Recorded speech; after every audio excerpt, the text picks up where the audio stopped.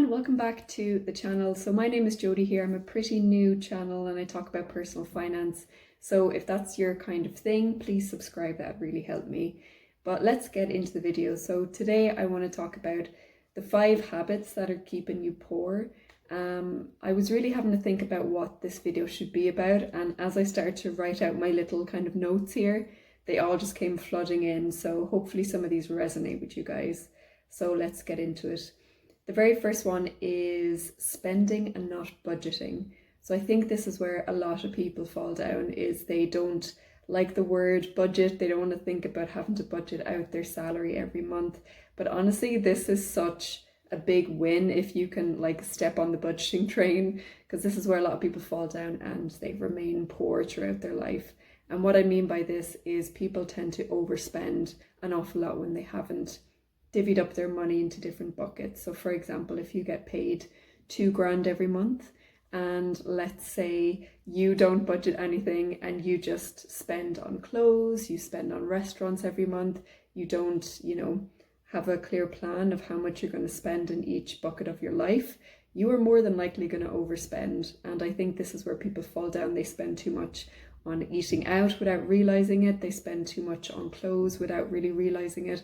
And then, they either eat into their credit card at the end of the month, or they just, eat into their savings pot and don't get to save as much, and then will remain in this poorer lifestyle or feel like they're living paycheck to paycheck. So number 2 then is when people don't look at their banking app or their banking full stop. I find that this is another big reason as to why people remain poor, is they have this mentality of putting their head in the sand, not wanting to look at their banking till the end of the month. They just want to spend and have fun, and they'll deal with it later, don't look at it. Honestly, this is such a killer, because the money is spent, you know what I mean? You might as well just look at what you've spent, and then maybe it might sink in more as to what you're actually doing. Having this mentality of, I don't want to look at it, I don't want to believe that it's real. It's real, you've spent that money. So it's really important to check your banking app. I look at my banking app multiple times throughout the month, even though I have a budget. I tend to do a budget just on a notebook, really simple. I'll do that in a video another day. You can also use Excel spreadsheets as well for budgeting. But in terms of looking at your banking app, banking apps are really good now. If you've got Monzo, if you've got Revolut, for example, they categorize your spending into different buckets for you. So it's almost doing a little budgeting for you, so you don't necessarily have to do anything. But if you look at your banking regularly and don't bury your head in the sand, you will really realize what you're spending your money on. So number 3 then is trying to keep up with the Joneses. Now what I mean by this is, trying to live a lifestyle that you feel that you should be in, but hey, you can't actually afford it. And it could mean, getting a big loan on a car like a Mercedes or a Range Rover just to look cool, to kind of fall in line with everyone else of what you think you should be doing. Also designer clothes like Louis Vuitton, let's talk about Chanel here. Buying these items just so you can take a photo on Instagram or put it on TikTok or any of those kind of things. You're trying to keep up with the Joneses. You're kind of trying to keep up with the lifestyle that you feel like you want to live. But let's be realistic, 9 times out of 10, you probably can't afford it. You're probably using credit cards. You might be getting big loans for cars just to have a really nice car, but the monthly payments are absolutely killer and you can't actually afford it, or you can't afford to save because you've got these big loans in place. So really be mindful of, do you need this? Is this going to change your life? Or if you really want it, make a bit of a plan for yourself. If you really want that Louis Vuitton bag, right, and that's been your dream since you were a kid, of course get it, but don't, put money on a credit card and, buy something for $5,000 and not be able to repay the credit card. Credit card, you're spending money there, you're borrowing credit, to purchase an item. And if you can't pay that back, you can't afford it. So if you really want something, make a little plan, maybe save a certain amount every month that you're able to save. And then maybe in a few months' time, you'll have a pot of money and you can pay it in cash for that item, if this is a dream thing of yours. But really be conscious of this and try not to keep up with the Joneses. And number 4 really is similar to number 3, but I wanted to kind of have a little subsection, and this is buying too many items you don't use, or trying to keep up with trends. So keeping up with the Joneses is trying to like live a very luxurious lifestyle when maybe you can't afford it. But trends, you can see in the UK and Ireland anyway, you have brands like Pretty Little Thing, Misguided, which are fast fashion brands, okay? And they often follow trends of whatever's on Fashion Week. Catwalks, essentially. They will do, cheaper clothes items that will match trends. So if it's, I don't know, if like leather skirts are in this season, or, green trousers or something, they will have cheaper versions of that. But if you are someone who is obsessed with trends, often trends don't last more than a couple of weeks sometimes, a couple of months sometimes, and then you'll never wear those green trousers again. You'll have bought something and it will either stay in your wardrobe or get binned or go to a charity shop, most likely. So if you're a trend fanatic, just be really cautious of that. You might be, buying a lot of clothes if that's what the trend is about, and you might be binning them or not using them, or, that's really bad for the environment, not just your wallet, but the environment as a whole, because a lot of, fast fashion, cheaper clothes tend to have more plastics in them as well.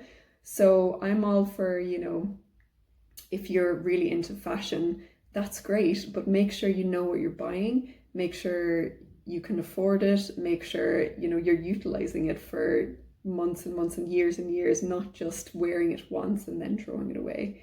And that also, alongside this, buying too many items, so kind of falling into consumerism, which is kind of, with the trends point that I made, but falling into consumerism, you might have 10 pairs of jeans, you might have 20 pairs of shoes. Do you need all those jeans? Do you only really wear 1 or 2 pairs of jeans and the rest just sit there? Really have a think about this. And there is a rule called the 80-20 rule, which you may have heard of. So maybe have a bit of a think, the next time you're passing your clothes wardrobe at home. Do you wear everything that you have in that wardrobe, or do you keep buying stuff and then not actually wearing it? The 80-20 rule basically suggests that you might just, in terms of clothes, wear 20% of your clothes most often. Now, if you really think about that, do you have a favorite pair of jeans, a favorite t-shirt that you always wear? Maybe you don't need to be buying as much as what you are actually buying. And number 5 then is essentially not having a look at secondhand items and trying to buy everything at full price. So this could mean a variety of things. It could be, you've bought a new home, or you've just rented a new place and you buy the furniture at full price. It's a bed, it's a sofa, it's a wardrobe. Furniture can be incredibly costly. And if you rent a new place, let's say every few years, and maybe you buy new furniture every time you change, that can be incredibly costly, like a few grand every time, you buy furniture. So what I mean here is really have a look at secondhand items. Like Facebook Marketplace is really good for secondhand items. If you're moving to a new space, you can get stuff at like less than 50% of the cost, if not more than that. It's a really good place, and you can still get like solid wood furniture. You'll probably get better quality items for less as well, not just IKEA bits with, is it MDF, the really cheaper materials. You most likely find solid wood pieces for less as well if you look at secondhand items. And this can also be for like vintage stores, thrift stores, for clothes as well, to really kind of scout out these places, because you'll be really surprised. You can find 9 times out of 10 better quality items, better brands that you wouldn't have been able to afford at the higher prices, and you can get them for cheaper. So don't feel like you're above, going secondhand. You can get amazing things. A lot of the stuff behind me is secondhand, like that painting I got at a vintage fair, that chair was free on Facebook Marketplace, that lamp was £10 on Facebook Marketplace. You can get like great items there, so don't feel like you have to pay full price for everything. So thanks guys, those were the 5 ways that you are remaining poor, and maybe just have a bit of a think as to what you're doing in your everyday life, and see if you can really look and delve into these points and see, are you doing some of these too? Because you are most likely, and I'm really sorry if you are, because I have too. And once you write all this out, you realize, okay, I can be better with saving, I can be better with spending, and I can own my money more. So thanks guys, thanks for listening. Please subscribe if you fancy listening to more personal finance videos in the future. I'm a super new channel, so I would appreciate your help, and any comments that you want to pop down below, I'd be happy to answer them. Okay, thanks guys, bye.